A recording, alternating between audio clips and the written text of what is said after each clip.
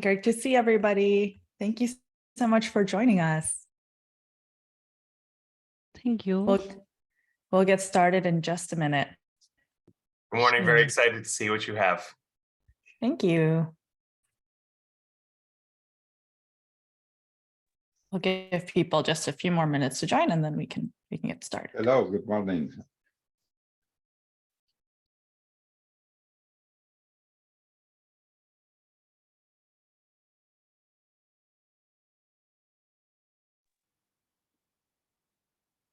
Will you share the recording? Yes, we'll send out the recording afterwards. Thank you.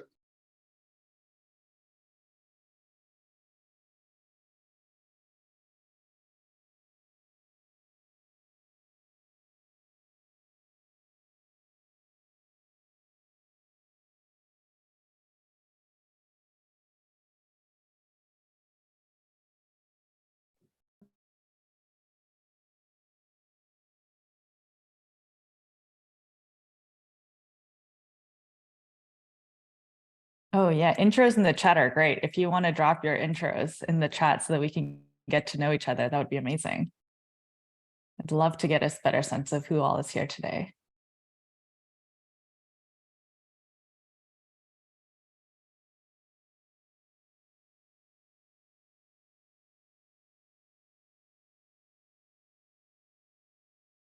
Hi, James. We have a bunch of people from our team joining as well. That's James, our head of engineering. Charlie, one of our ML engineers, is here. I think Ian, another one of our ML engineers, is also here. There he is.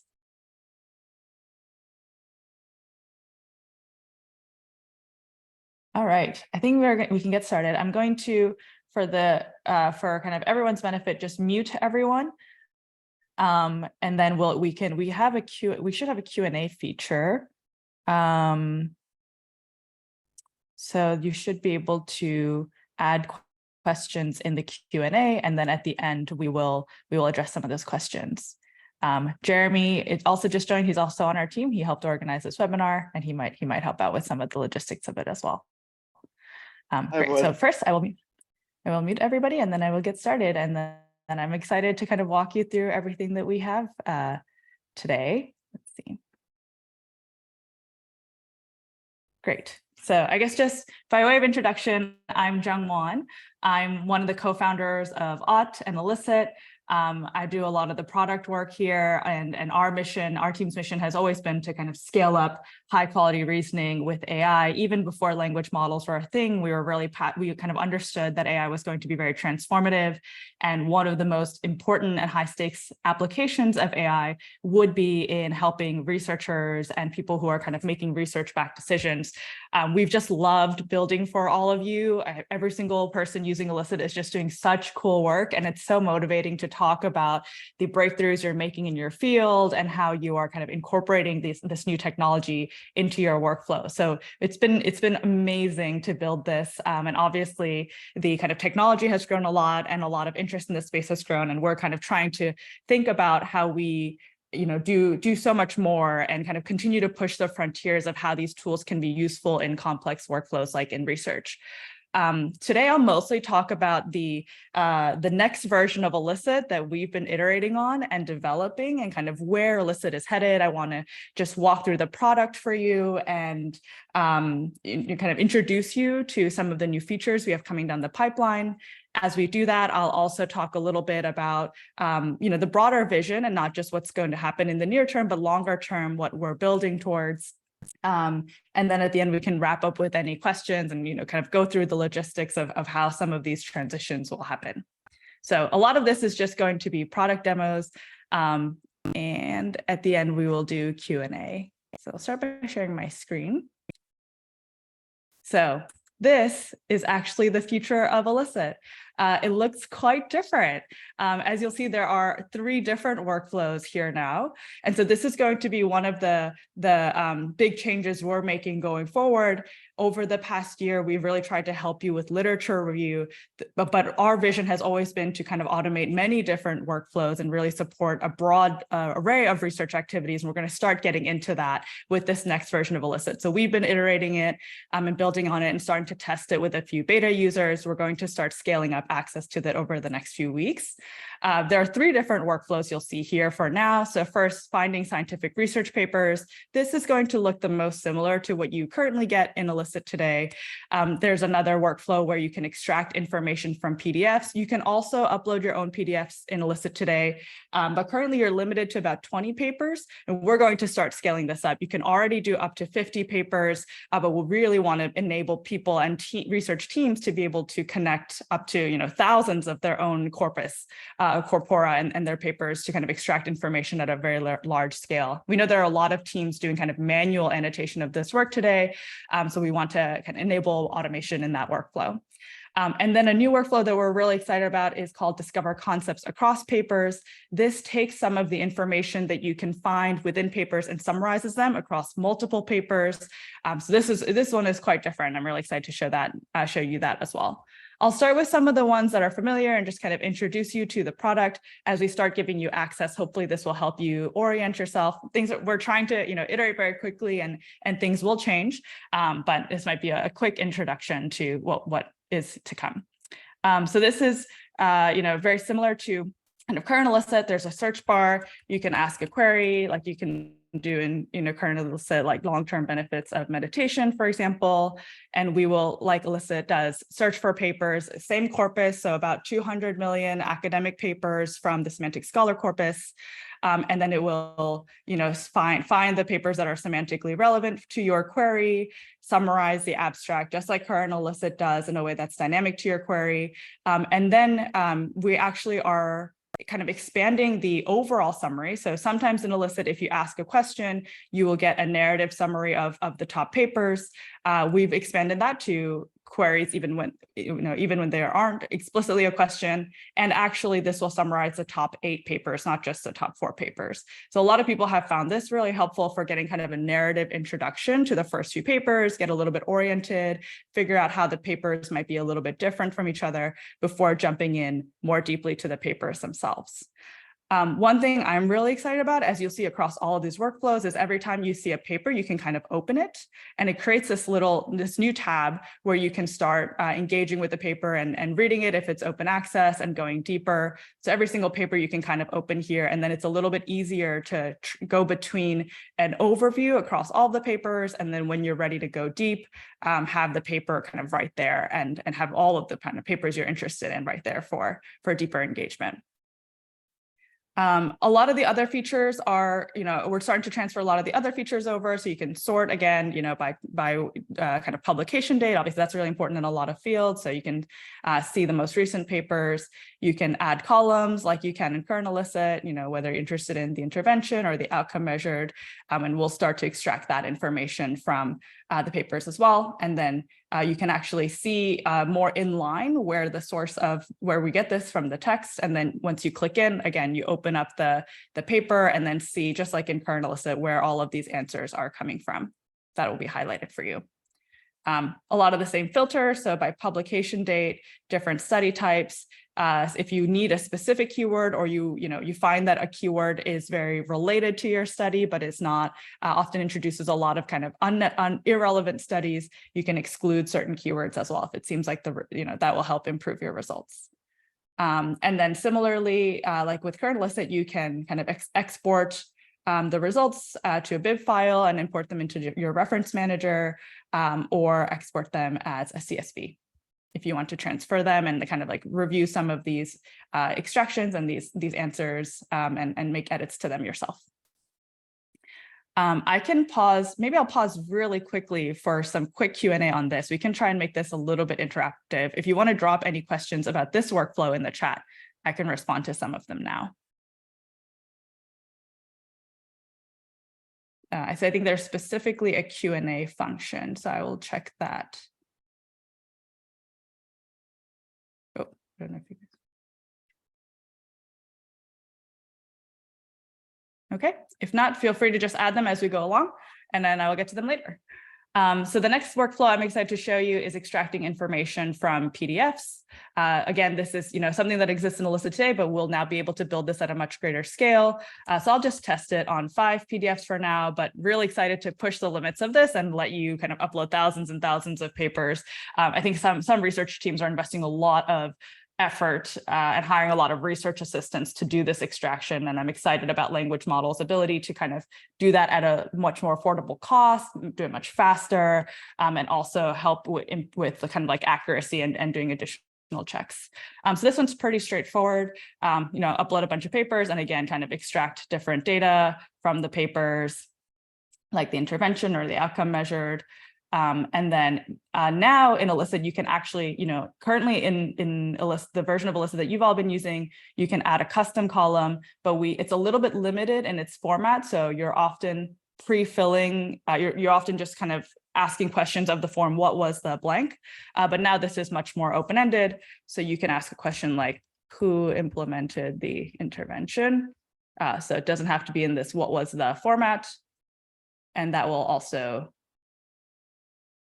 give you information like, the Zambia Ministry of Community Development. So it's a little bit more flexible question answering and data extraction from the text. Again, you can kind of click in and open the paper if you want to go deeper. Yeah. Okay, a couple of questions. Do the PDFs get uploaded to your servers? James, you want to take that one?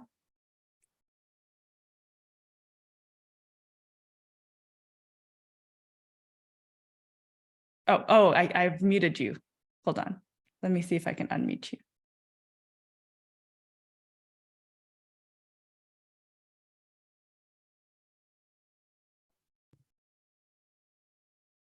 Oh, can you try again? How about now? Yes. Wonderful. Okay, cool.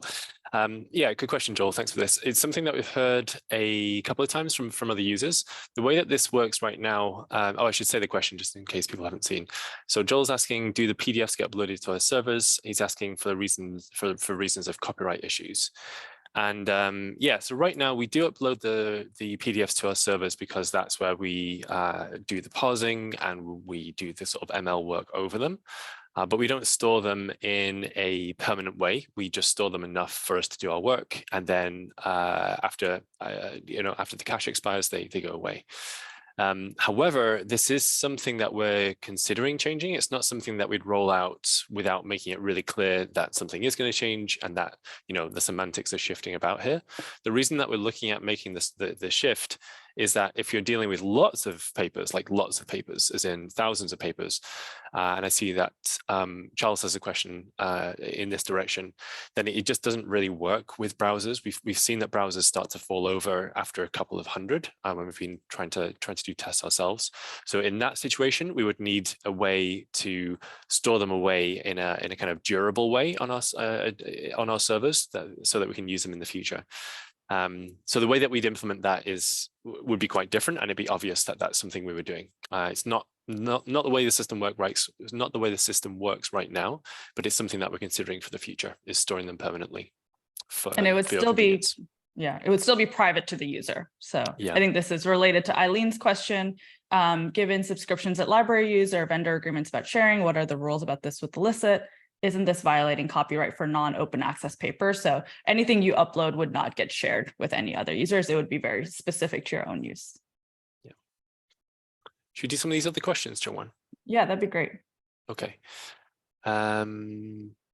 Okay, so Linnea, sorry if I've mispronounced that.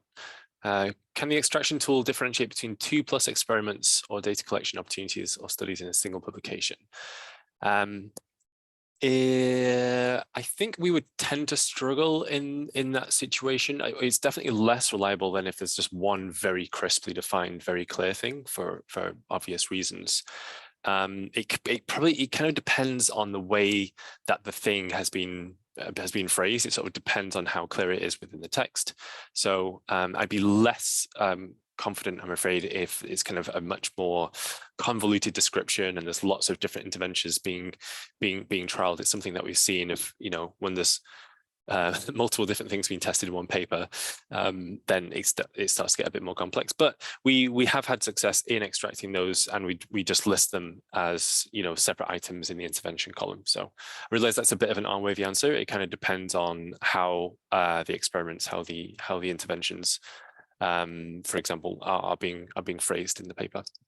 Yeah, I think we're really excited to help with this, but it's very hard, and it's really hard for language models to do it. So we've done some experiments with it internally, and we'll work on it, but it might still be it's a bit of a research question whether or not this is possible. Yeah. Okay, I think we've got a couple more here. I'll try and speed through them. What large language models are being used in the PDF workflow, especially with respect to the ability to introduce a new or novel column? So there's actually a lot of language models being used here. It's not a single one, and that's by design. The way that we've built, you know, the current Elicit and this new version that Jungwon's showing is we try and use the right model for the right job. So sometimes we use a kind of smaller language model when we're doing our embeddings search, and then we use a slightly bigger one when we're doing re-ranking, then we use a bigger one, and then we use a special one that we fine-tune ourselves when we're doing the question answering tasks. And I think there's probably around 8 or 10 models that we use for a typical query of the type that we're looking at on the screen here. So yeah, it really varies. We're using models from OpenAI, we're using models from Anthropic, we're using models that we're running on our own infrastructure, and a couple of other vendors as well. Yeah, hopefully that answers the question.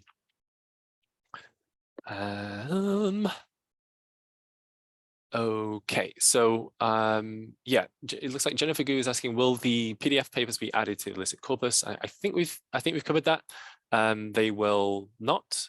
If we do want, and in fact need to store them permanently on the server because, you know, you're working with thousands of them and it's just kind of necessary in that setting, as we were describing before, then they wouldn't be entered into, you know, the general population of papers. They will be very much restricted to you, and maybe down the line to team members, for example, that you specifically share them with, but it wouldn't be, you know, shared public by default, anything like that. Okay. Charles asks, can we segregate the search by subject or discipline to narrow the aperture up front? Yeah, that's an interesting question. So it is, I think the best ways that we would be able to service that need right now would be by adding these custom columns. And it would depend on the, you know, the specifics of the query that you want to do in the research that you're doing. But yeah, I think adding a column and then sorting by it, so you can see, oh, these are all to do with, I don't know, nonlinear algebra or something. That would probably be the best way to handle that right now. Should we come back to some of these? Oh, there's lots. Oh gosh, there's lots. Yeah, okay, some of them might be easier to follow up in a more detailed FAQ or something like that. They're great questions, and then it's just like, it's great to see that people care about this enough to ask really good questions, and so that's really exciting. I'll show one more in the interest of time, and then we can circle back and you know, find the best way to address the questions that are specific to each person. So yeah, the next workflow I want to share is this discovering concepts across papers. So the thing that's really cool about this workflow is that it starts to combine the capabilities of these workflows that I just showed and some of the underlying pieces to automate more complex work. So now, for example, if I do data sets for quality control in MRI imaging, Elicit will again search for papers. It will extract concepts. So, you know, this is kind of like a mini version of running the search scientific papers. Then it will extract concepts across all of those papers. It will remove the duplicate concepts, and then it will sort those concepts by relevance. So what it's doing is taking this information, this rich information that's kind of unstructured, often trapped in these PDFs and these publications, extracting them, and then organizing them in a much more decision relevant way for you. And so what you might have noticed, this kind of little side panel in some of the other workflows, one of the things we're really excited to do, and that we see as kind of a differentiator with Elicit, is we really want to be transparent about the process that Elicit goes through to produce the answer, especially as it starts to automate more complex workflows. You want to kind of see at every single step, what did Elicit do, and have the option to provide feedback at those steps. So you can look at this papers, you know, it's searched over 98 papers. Right now, this is static, but over time, you'll be able to provide feedback on these, just like you can in the table of papers workflow. You can, star some that you like, you can delete the ones that you don't like, and Elicit will update accordingly. You'll be able to upload your own papers here, or, kind of search through the citation trail of these papers. And so Elicit will take this first pass, but then you can look at its intermediate progress and say, oh, was this good or not, and give it feedback that it can learn from. Similarly, as it starts to kind of extract the concepts from some of the content of the papers, from whether it's the abstract or the full text of open source papers, you can see, oh, did this source actually support this concept that was extracted or not? As it, when it goes through the deduping process, you can say, oh, did it kind of group the concepts correctly, or did it, miss some of them or misunderstand some that might be similar? So that's the vision for this. And you saw, I think it's most valuable for this workflow, the ability to kind of see every single step, to see the results of each step, and then eventually to be able to provide feedback and update each of those steps. And then at the end, you get a list like this. And so now you get a list of different data sets for quality control in MRI imaging. It's still also supported by papers in the academic literature, but it's a much more kind of decision relevant answer for you. So rather than getting a whole list of PDFs that you then have to read and kind of skim through and control F your way through, you can kind of see what all the different data sets are. And again, you can still click into the paper to see where the information is coming from, or kind of read the paper if you want to go into it more deeply. So this to me feels like a higher level query, if you will, on all of this unstructured information that currently exists in academic papers. I think we're just really excited to enable you to do this type of much more complex and richer data processing on that information. In the long term, the vision is to, every single step here is kind of defined modularly so that we can compose them and remix them to automate lots of different workflows. And increasingly, we want to move towards a world where you can do that as well. So this is kind of, if you will, like maybe a template workflow where we've put together each of these steps, like searching for papers, extracting concepts from papers, deduping them.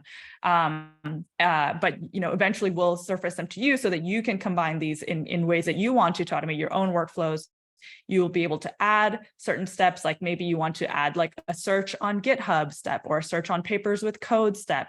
Maybe you don't care about deduping that, and so you can delete that step. And so you can start to build these custom workflows. And then the other exciting part is that over time, you'll be able to start sharing them with your team. So if you or your lab or your PI has a particular way that you evaluate studies, for example, like maybe you always like to check these criteria, the funding source, like these types of treatments, what journal it's from, then you can start to automate that workflow of like checking for quality of a study. And then you can share them perhaps with people who are newer to your lab and maybe don't know those best practices. So I think that's really where we're trying to get to with these workflows. And we're starting to chip away at that today. I think that's a lot of what I wanted to share from a vision perspective. Anyone on the OT team want to add to that? Let me see if I can unmute you. Give me 1 second. Yeah, anyone else on the OT side? Did I miss anything?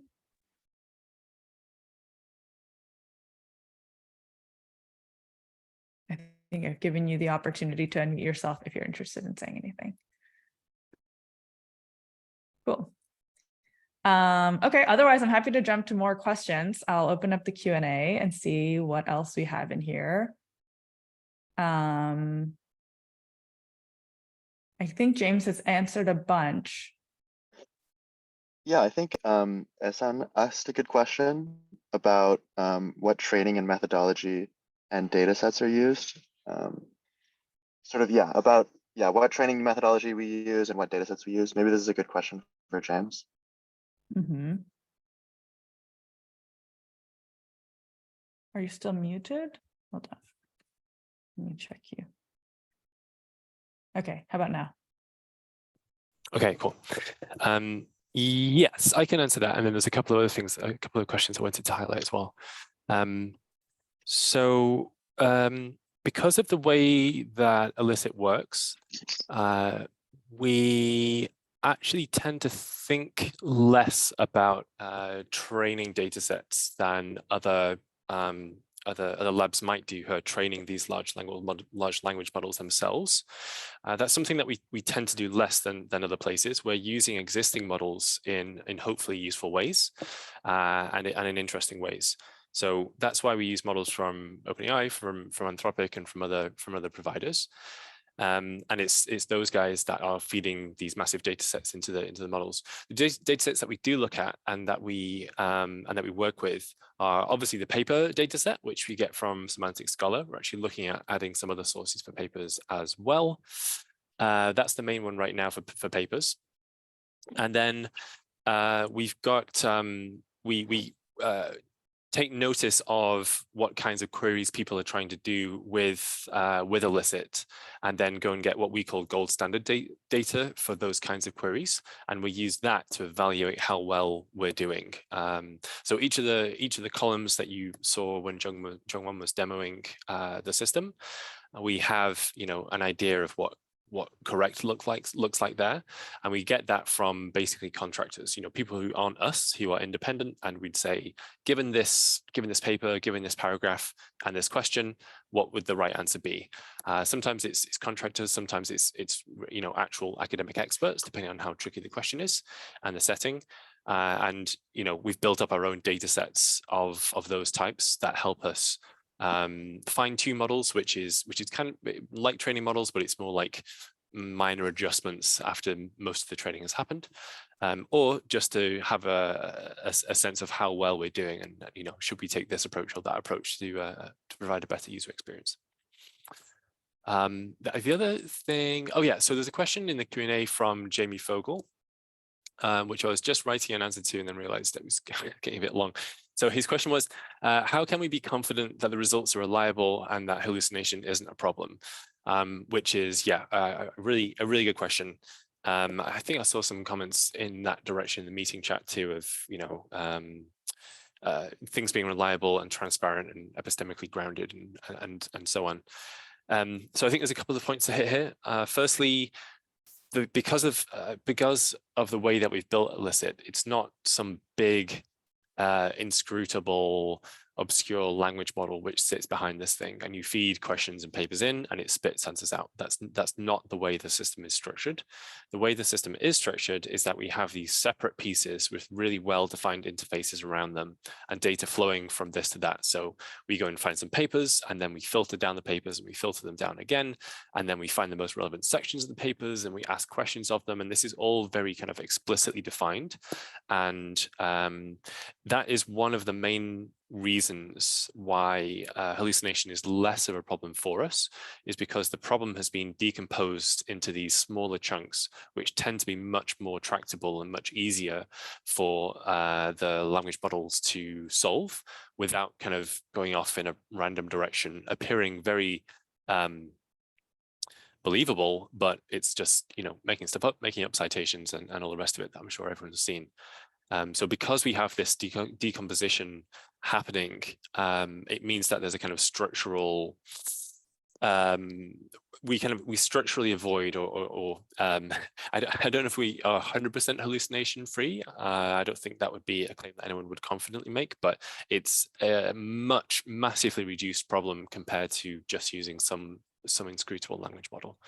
I think the other thing to mention there is because we have this structure of these are the papers that we chose, and these are the sections that we took that we took out and thought were relevant, the user is able to click on those, and you should check our working. If it's something which is important, if it's something that you're going to put into a paper, if it's something that you're going to update your beliefs on, then you should look at the data that we're showing to you, and you can click into, where did this come from? Which paper did it come from? Which section of the paper did it come from? Which sentence of which section of which paper did this claim come from?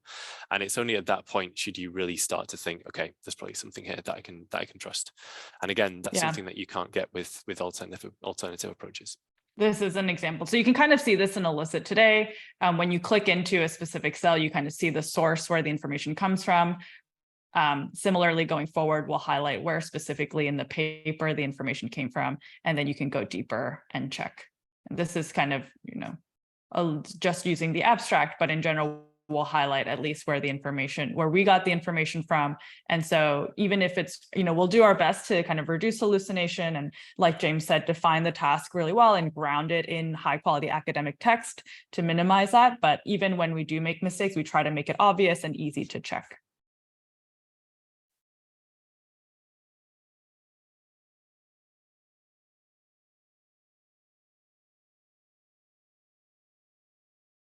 Jeremy, were there other questions that you wanted to flag?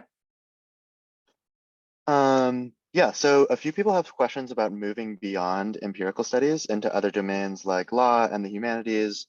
For example, Chris Stokely asked if we could use workflows for legal research like case law, or will Elicit restrict itself to the STEM areas? Right now, Elicit is not restricted to STEM, so you can search for many different papers. It kind of, the workflow is a little bit more optimized for things like biomedical research and some of these STEM fields. But basically kind of, we have access to a very wide range of papers. And so anything that's in this kind of corpus of 200 million papers, you can use Elicit for. We don't have custom integrations to legal corpora yet. I think over time we could think about adding those, but I also suspect there will be a lot of specific tools designed for law. And so we'd want to be really thoughtful about why it makes sense for us to build that and how it kind of supports this broader research workflow and kind of research processes. And just to, I mean, also as we get into a world where we allow people to like provide their own corpi to run actions over, that should be a lot more viable. I've just for fun tried running things against small papers of housing case law stuff, because that's an area I'm familiar with. And I have friends who work in this, and have had reasonably high success at doing entity extraction, where I'm a city has this housing report, and how many houses did they build in a particular year? What are parts of the report that talk about affirmatively furthering fair housing? And it does reasonably well at this.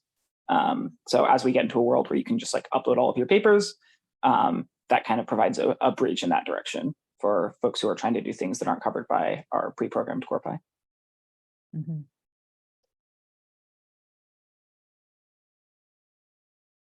Any other questions that you want to flag, Jeremy? Yeah. Let's see. Yeah, I think some people have questions related to hallucination. So one person asked if we have a metric for how much we've reduced hallucination. And then Jamie Fogel asked, how can we be confident that the results are reliable, or hallucination isn't a problem? I think that was the second one was the question I tried to answer before, Jeremy. I think in terms of a specific metric, yeah, we don't have a kind of specific to hallucination metric. What we do have is, yeah, these gold standards, which are looking, I mean, if we hallucinated something, then we do poorly on the gold standards, but at the same time, at the gold standard evaluations, but at the same time, if we missed out a crucial piece of information, or I don't know, flip the sign on a statement, something like this, we'd also do poorly. So yeah, we don't have something which is hallucination specific. We're looking at a kind of slightly broader set of things of, did we answer the question well, which is obviously, in the same direction as hallucination, but a different thing. Yeah, I think maybe this sequence of steps maybe makes that clear, and also kind of reifies what James was saying earlier, because we break down this complex workflow, like finding data sets, into steps like finding papers, finding relevant segments, extracting concepts from the papers, and grouping concepts together. At every single step, we kind of have high quality gold standards that we've collected to evaluate each of these steps against, so we can have a good sense of, okay, how well are we finding the relevant papers at this step? Are we kind of identifying the relevant segments, and how well are we doing that? And then, are we kind of extracting the right concepts from each of those segments? And if we're not, why is that happening? And so we have an independent data set that we're often evaluating each of these models and each of these steps against.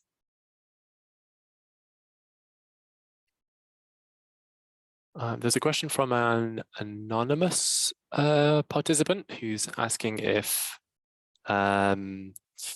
where is it? Oh yeah, here we go. So are we using specific prompts to extract the information in the list of concepts workflow that we were just looking at?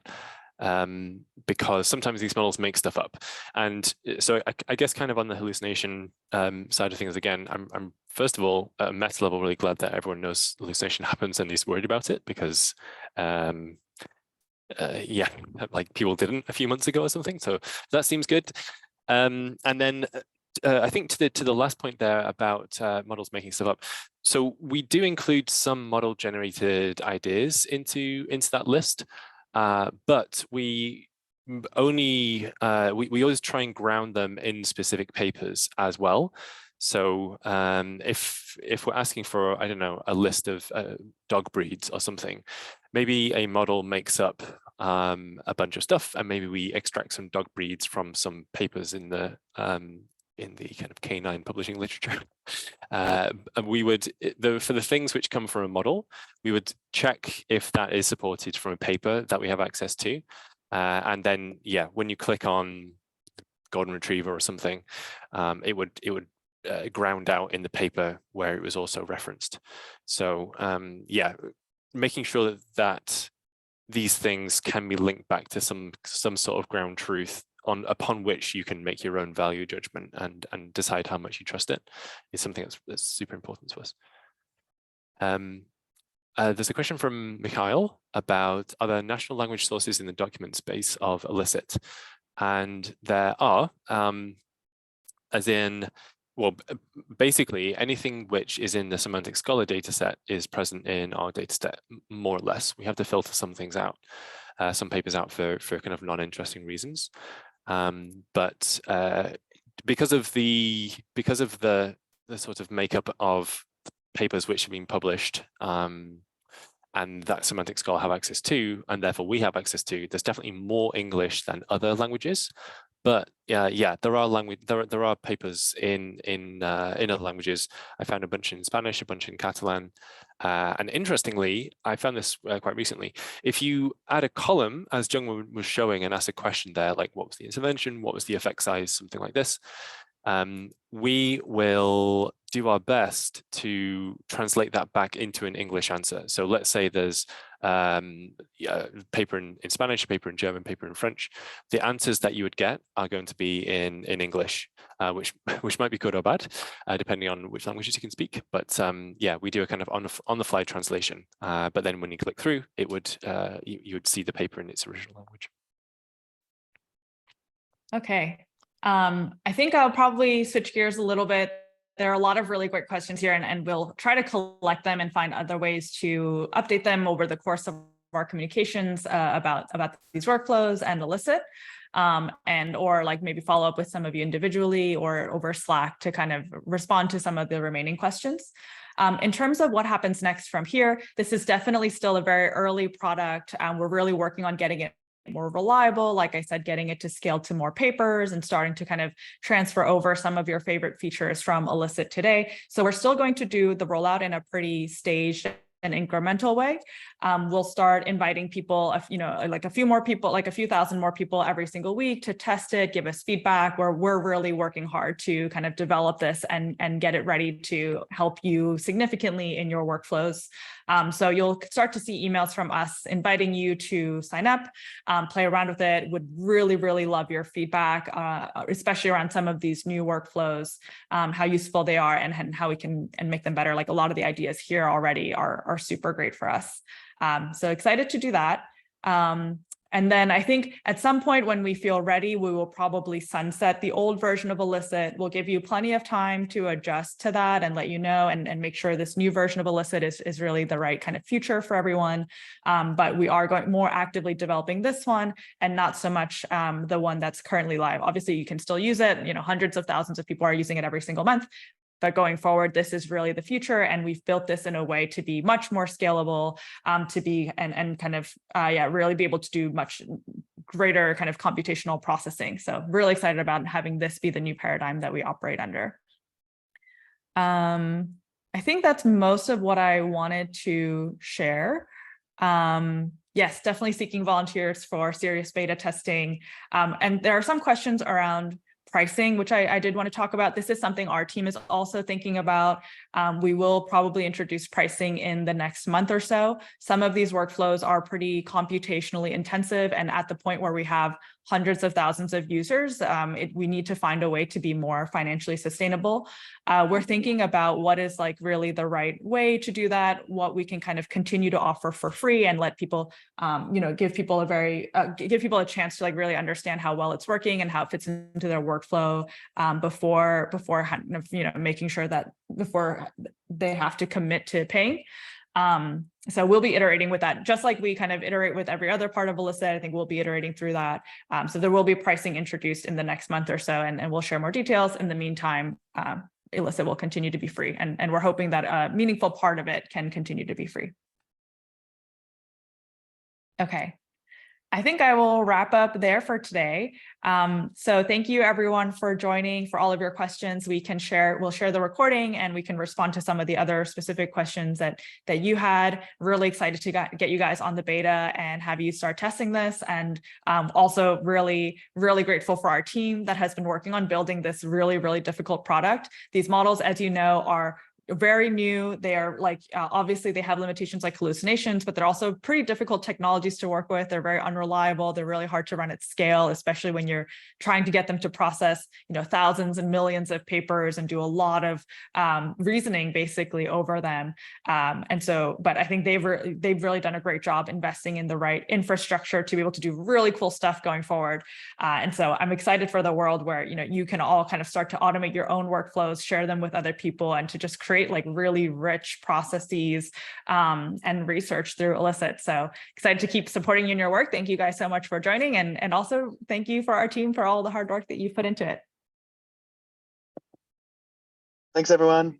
Thank you. Thanks, everyone. Bye.